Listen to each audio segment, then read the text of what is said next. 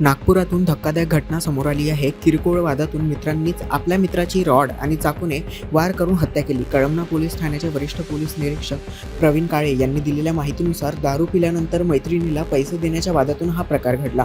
या घटनेत एक मित्र गंभीर जखमी झाला असून कळमना पोलीस पुढील तपास करीत आहेत। ही घटना अशी आहे की नागपूर सलीम आणि पटले हे मित्र आहेत।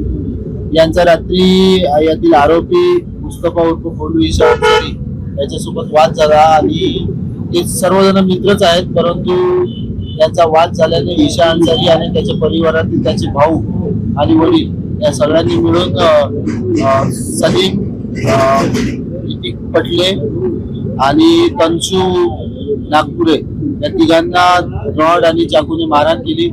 त्यात रितिक पटले याचा मृत्यू झाला आणि सलीम हा जखमी आहे। यातील आरोपींना लगेच माहिती मिळाल्यानंतर आम्ही ताब्यात घेतले। जवळपास अर्ध्या एक तासातच आम्ही सर्व आरोपी त्यांना ताब्यात घेतले। यांचा वाद असा मोठा वाद नव्हता, ते सोबतच मंगळवारी बाजार येथे एका ठिकाणी दारू पिले। त्यानंतर दारू पिऊन परत येत असताना त्यांच्या गर्लफ्रेंडला पैसे देण्यावरून त्यांचा वाद झाला आपापसात आणि त्यानंतर त्या वादातून ते जेव्हा घरी आले तर घरी सर्वजण एकाच मोहल्ल्यात राहत असताना घराजवळ त्यांची पुन्हा भांडणे झाली आणि त्या वादातून